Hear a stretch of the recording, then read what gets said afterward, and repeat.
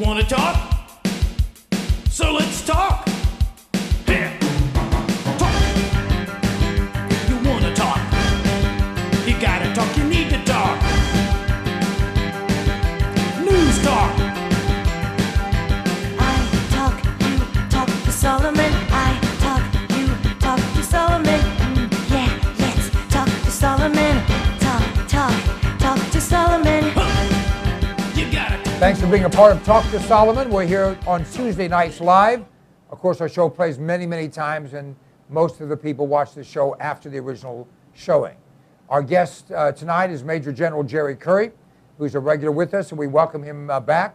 Also, we have Dave Weinbaum, writer for Jewish World Review and a well-known entrepreneur in the St. Louis area, and retired police chief Steve Davis, who's a regular with us, and I thank you all for being here. There's a city named Hula, H-O-U-L-A. Sounds kind of nice. We think of maybe Hawaiian hula, like a dance, but there was no dance at Hula. The Syrian government came in and, listen to this, because most people don't know this, executed, sent in their government, whatever you want to call them, troops, police, security, thugs, and they killed wantonly men, women, children. Of the 100 people, 100 bodies they found, 35 of them were kids.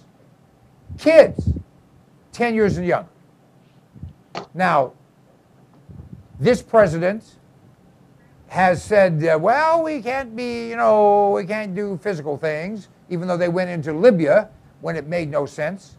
And we were a part of the Arab Spring, which was the screwing of the Arab people by thugs like the Muslim Brotherhood.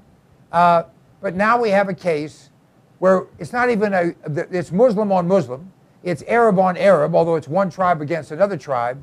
But what we have is a blatant example of total disregard for international law, for the laws within that country, for human rights, for human dignity, for right, for wrong, for God. And our president is playing golf for the 7,000th time. General, what, in your opinion, should we be doing in Syria? I don't know.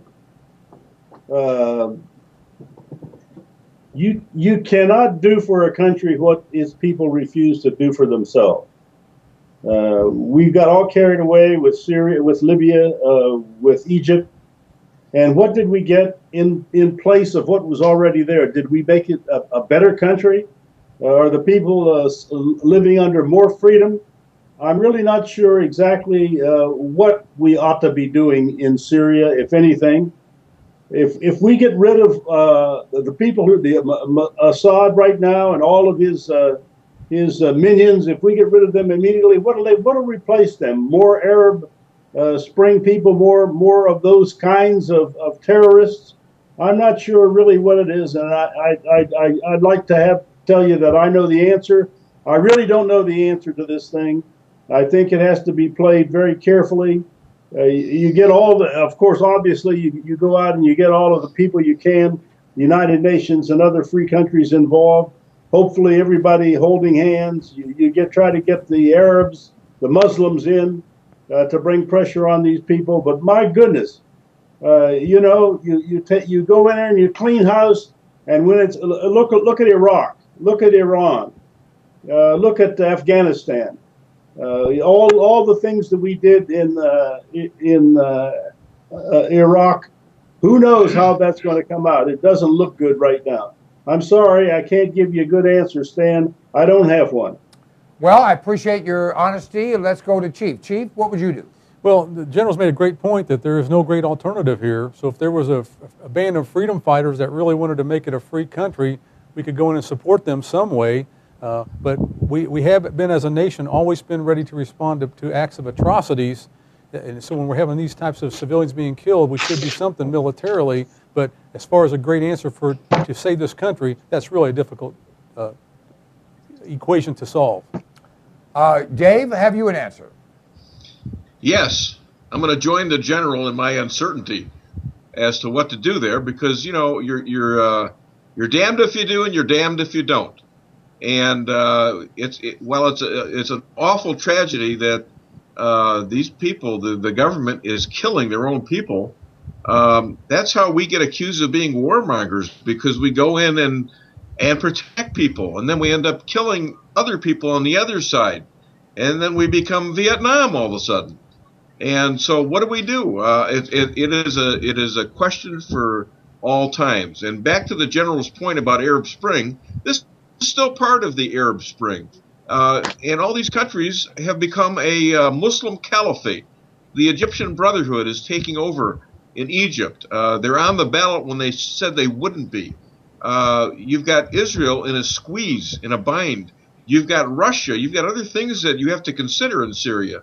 Russia has a presence there. Iran has a presence there. I think what's going to happen, if you look at this from a political point of view, I think the president is going to start a war very soon, with which will lead to a war with Iran, if he sees the polls going south. Well, I don't think that'll help him because his own side is against that. But let me give all of you then my answer. Are you ready? I got bated breath. I'm so ready. You know what? I've been going to talk to you about your breath. But anyway, here's the answer. Go kill a bunch of people and say, don't do that again. You don't get involved. You don't invade. You use the technology. You take out Assad's palace. You take out the main headquarters for the military. You take out a few ships, a few brigades. You just, you spank them. You say, look, we can't run your country, but we can tell you and everyone else in the world, if you become this bad, we're going to kill you, and then kill them. That doesn't mean take out the whole thing, but Assad needs to be dead. His wife needs to be dead. His commanders need to be dead. His infrastructure needs to be destroyed, and we can do all that in 24 hours. Just go in, blow everything up, and leave. And say, you want to do that one more time? If we had done that in Nam, the war would have been over in a week. If we had done that in Libya, rather than half-ass, and gone in and just blown up who needed to be blown up, and you know what? We can blow up some more. We can take out the Egyptian Brotherhood. They have a headquarters, blow it up, and say we don't like that. If you don't like it, kiss my Obama. I'm sorry. Kiss my Pelosi. General. Yes, well, I've told you, the way I see it. I just don't know I don't know what you benefit by getting involved in it to begin with. You can go. People are dying over there. People who are innocent, but yet at the same time, you get rid of those folks, and Iran may very well come in and be in control of that country because it's right now providing all sorts of assistance to Assad. And if Assad goes, they may very well step in and take over. The country be in a worse condition than it is right now. There are no good options in this mess. And I don't know what the United States can do. I certainly feel that we shouldn't be killing up, sending our boys and our women over there to be killed. Well, there I agree with you totally. Absolutely, I would be against sending. I would send drones and do all the blowing up with drones, not with any of our people. All right, let's move on to flame. Everyone heard about the Stuxnet virus that kind of knocked Iran on its butt. I don't think Iran's nearly as far along as they think they are, or as they were trying to make us think they are, because I think the Israelis, along with help from others, have so infected their whole cyberspace that they can't pass gas. At least that's my opinion, and this seems to be brought out by this newest, much more sophisticated, much more invasive, much more comprehensive infection of their entire cyber world. I'll start with you, General. Your thoughts? I have felt all along that Israel was behind the scenes doing all sorts of things. Israel has to do all sorts of things. Listen, this is a country, Iran I'm talking about, this is a country where the leader has said that the goal of his country, his personal goal, is to kill every single Jew on the face of the earth and to wipe the nation of Israel off and put them in the middle of the Mediterranean Ocean, there are no good options for the Israelis. All I can say to them, they've got to be very, very careful and stay on top of this thing. And if they can do this behind the scenes and completely screw up the operations of everything, military, nuclear, and otherwise, through cyber warfare, God bless them. Let them do that. And if there's anything that we can do to help them, we ought to do it to help them. David? You know, if only Israel could do something about your gas, Stan, we'd all be better off. But to the general's point, I would agree entirely. Israel doesn't have an ability to wait. They can't. They're just they're too out there. They can't rely on anybody. Even if the United States was their buddies, it still takes a huge risk on their part to depend on somebody else to survive. And with the government, as the general pointed out, saying that they're going to wipe Israel off the face of the earth and they're going to kill every Jew there, and they'll drop atomic bombs. In fact, they call it the one atomic bomb country. And they don't care how many Muslims they kill. That's for the jihad. So the general's right. Israel has to do whatever it takes to protect themselves. And if Israel put this virus out there and it's destroying Iran's ability to make atomic bombs, so be it. So be it. Chief? Well, hopefully that this is true and the Israelis are really disrupting the software version of the Iran's capabilities. But in the meantime, they still have the capabilities to create more protective facilities, underground facilities, and facilities that are less resistant to attacks and those types of things. And so something that David mentioned earlier, we were talking about the current president's reelection, that the president has said, he got caught saying on microphone to the Russians that he will have more flexibility after his reelection. If that's true, I'm afraid that he will give secrets to the Chinese and the Russians that will allow the Iranians to overcome those software problems. Well said, and unfortunately, probably true. This is the latest from the United States Department of Homeland Security. Don't know if all of you have heard about it, but there's a list of words, and it's a long list of words, that if they show up in your email, if they show up in your Facebook, in your Twitter, if they show up in your text messages, the government is watching, has access. And let me just read some of them. Assassination, attack, domestic security, drill, exercise, cops, law enforcement, authorities, disaster assistance, disaster management, national preparedness, mitigation, prevention, response, recovery, dirty bomb, domestic nuclear detention, and that's 1/3 of one section. Here's another one: leak, chemical, chemical burn, biological, epidemic, hazardous, industrial spill, infection, powder, gas, spillover, anthrax, chemical agent exposure, burn, ricin, sarin, North Korea. Here's another one: virus, evacuation, Ebola, avian, flu, plague, human to human, influenza, agro-terror, listeria, resistant, wave, infection, sick, swine, pork. I don't know what, certain meat companies are going to do, but this list goes on. And here, ice, help, hail, wildfire, avalanche, snow, sleet.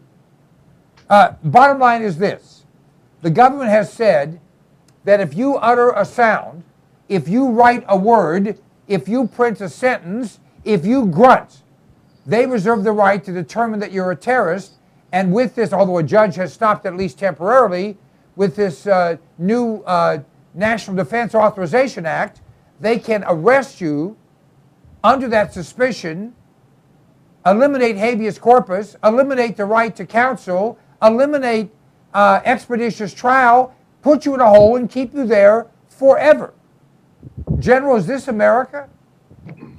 This is 1984, and I wonder if on the list you don't have somewhere down there a veteran, American veterans coming back from Afghanistan.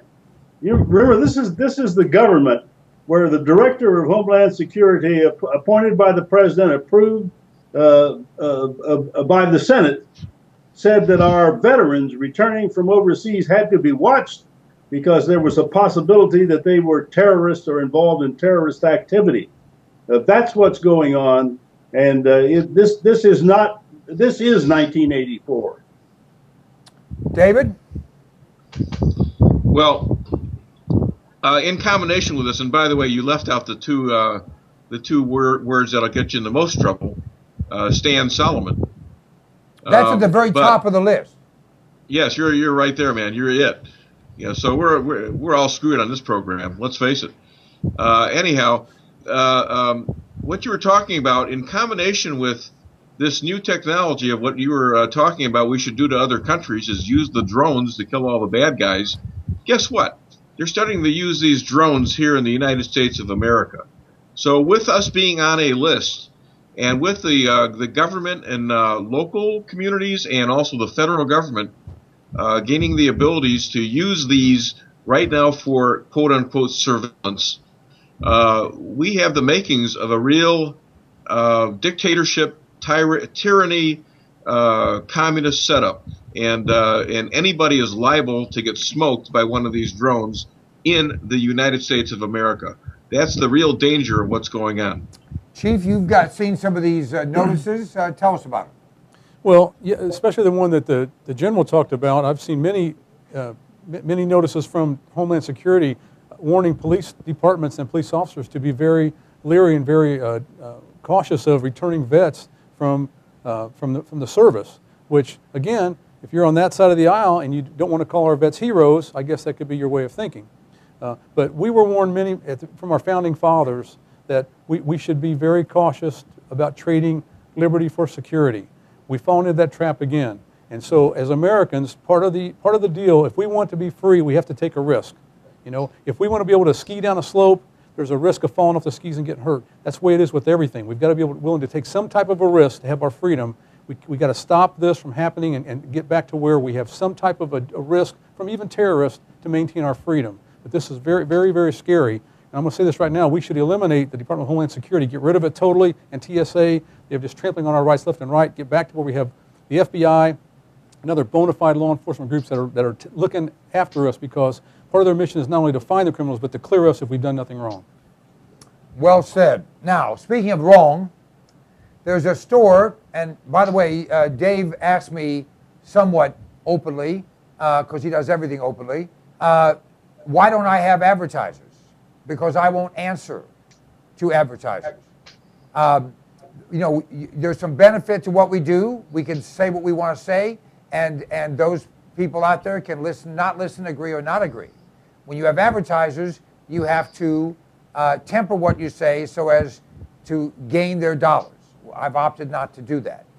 So Dave, your pay will continue at the current level, which is nothing. Thank you. But this explains to me why I'm on triple-double probation at my radio show every single time I'm on the air. Well, okay. Now here's something that I believe in. I believe that we get our rights from God, not from government. I believe that government serves people, people don't serve government. I believe people have not only the right, but the obligation to make their views heard and make their views, shall we say, impactful to those who are temporarily in positions of serving us. There's a store right now called Target. I don't like that store. I've never liked that store, and I don't shop there. Target has a policy that they don't believe people should have firearms. They won't sell cap guns, and they won't allow people in their store, no matter what their legal rights are, to have firearms, even though they don't guarantee to protect you while you're in their stores. Their latest thing is now they believe in gay marriage. And so they are promoting gay marriage. If you believe in gay marriage, that is your right. You're wrong, but that's your right. There are two companies. One is Warner Brothers. The other is Disney. They own comic book companies. One is DC, the other is Marvel. And they're having now their characters, their so-called superheroes, come out of the closet acknowledge that they're homosexual, and to get married. I don't agree with that. You can agree or not agree. I am going to boycott any company like Sara Lee, any company that promotes homosexuality or recognizes homosexual marriage. That's my right. Others can boycott me. You know, knock yourself out. Everyone should have a right to have their opinion and to express it in a way, but also you have to understand the ramifications of expressing your opinion, and I won't get invited to the, you know, Vaseline lovers of America. I know that. General, your thoughts? You've sort of taken care of it. By the way, isn't Target a French-owned company? Yes, it is. I think that explains perhaps some of the positions that they may take. Listen, I'm very straightforward about the homosexual lifestyle. It is not something that I believe that I approve of, and I don't think that it's something that this nation should approve of. I am opposed to it. I recognize that people have a right to live their life as however they want to live, and they can live it that way. I am not going to be around peeping in people's windows or trying to trick them into coming out of the closet or anything like that. But as far as it goes, I am opposed to it, and I will be opposed to it. David? Well, in my opinion, marriage should be between a man and a woman, not a man and a man, a woman and a woman, a man and two women and a goat, or whatever else you want to put in there. It doesn't work. First of all, I mean, you just can't manage it. You can't manage the rights of people. You can have civil unions. Personally, you know, gay people are gay people. I'm not judgmental about it. I know the Bible says it's wrong. But in terms of marriage, it should be defined as between one man and one woman. And I think as a business person, representing, I don't represent anybody but myself, by the way. I get ticked off when my business goes off and protects one thing or another that gets too severely criticized from one side or the other. We're in business to make money, right? And I'm in business to make money for my family and me, and it's probably a little bit of a risk to do what I'm doing. But I'm not going to cotton to a marriage between a man, anything other than a man and a woman. Chief? Well, this is just a blatant attack on two things. One is our American law and our system of law. The other is the American family. This has nothing, like Dave said, this really has nothing to do with homosexuals, but it's about the homosexual agenda. And the issue of gay marriage is merely an act by many, including our own government, to disrupt what we're doing. Once they disrupt that, they can take over. They can make any kind of law that they want to. And also, if you look at what's happening, the heterosexuals are not forcing their way of life on anybody else, but the homosexuals are forcing their way of life on everyone else. It's really a lopsided conversation, but it's not about homosexuals. It's about disrupting American law and disrupting the American family. And on that point, we're going to call it a wonderful hour here. Major General Jerry Curry, I really appreciate your time. We look forward to having you back in 2 weeks. And thank you so much. Dave Weinbaum and Chief Steve will stay with me as we entertain Dr. Alan Keyes shortly. So thanks so much, General, and we'll be back shortly, everyone. Good night. Good night.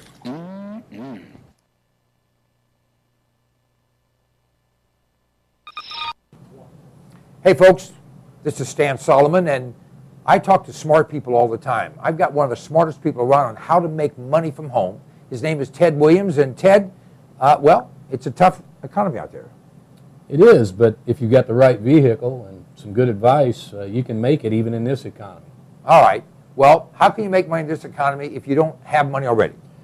Well, I tell people right now that in this economy, there are really two businesses that I would say work good times, bad times. And the first one costs several $1 million to get involved in, and that's necessity food. You know, you go to the grocery store, people are going to eat. It doesn't matter. We're going to do that. But can you imagine or think for a minute, what is the other business that everybody's involved in? Well, let me think for just a minute. Everybody has a cell phone. Everybody lives based on a cell phone. In fact, I don't know anyone that doesn't have one, but cell phone business is expensive to get into. Well, it is if you're buying a brick and mortar store and you want to tie yourself to a conventional business, have inventory, overhead, theft, all the stuff that goes with it, and then you have an opportunity with our business opportunity to for under $300 to be able to operate in 50 states and all the U.S. territories and soon to be international. Now, wait a minute. Is this one of those deals where you can only talk between 8:15 and 8:22 at night on Tuesdays? No, this is actually running on one of the nation's largest nationwide networks, and we even have roaming for those people that are traveling between major highways, and we have the top-of-the-line phones. We've got some of the best Android phones, the newest Android phones that have come out on the market, as well as some simple flip phones for people that's all they want to do is talk. Now, how does the fee for this service compare with the major companies? Well, right now, if you get all of the service and you use a lot of internet or a lot of data, you can easily spend $150 a month. In fact, some of the companies that are advertising unlimited data are actually giving you unlimited data, but the first gig is high speed, then they slow it down to 56K, you can't even use it. It's unlimited, but you can't use it. With ours, it's truly unlimited talk, text, and web, and the great thing with us, you can develop a business and earn free service for the rest of your life. Can you earn more than free service? That saves you $100, $150 a month, but that's only the start, right? Obviously, there's a lot of income opportunity if you want to treat it as a real business. And you know, at under $300 to get started, we have a fast start program for our representatives where they can recoup their investment in their first month if they just are serious. We also have a unique feature. Knowing what we're talking about, if you had a friend and you're not a representative, but you are earning free cell phone service, wouldn't you tell your friends about it? Especially if it would help me to keep that free service. Well, what we have is a program where you can refer a few friends, even if you're not a representative. You could be a customer, and you refer a few friends or family members that get our service. That would earn you free service. So our representatives can get it as well as our customers. So you're saying with a national competitive company, you have the ability to give unlimited, true unlimited service with the latest and greatest phones or less if that's what you want, and that not only can you have free service, but all your customers can have free service by referring people, and I assume if they're your customers, then you make some override, right? Absolutely. You can actually have a network of representatives that you're earning overrides on, as well as their customers, and you benefiting financially from that. So it's big money at a low cost and low investment, and all the tax advantages of being self-employed and write your own schedule. This is not a brand new company that just trying this out. This is a proven, publicly traded, high-quality company? Yeah, they've been in the telecom industry for over 18 years. And, you know, just having money will not get you in the cell phone, in the wholesale cell phone game. There's 3 or 4 companies that dominate, and they won't give up any of their share with someone with no experience. Our company has been involved in data billing, customer service in the telecom industry for years and years, and we were the first in the market at the wholesale level. Folks, this is an exciting opportunity, maybe for you. We can't tell you what's right or wrong. There's a phone number you can call, 800-299-8362, or you can go to cpnlive.com and click on the icon that says Make Money from Home, and all the information will be there. Ted, thanks so much. Thank you.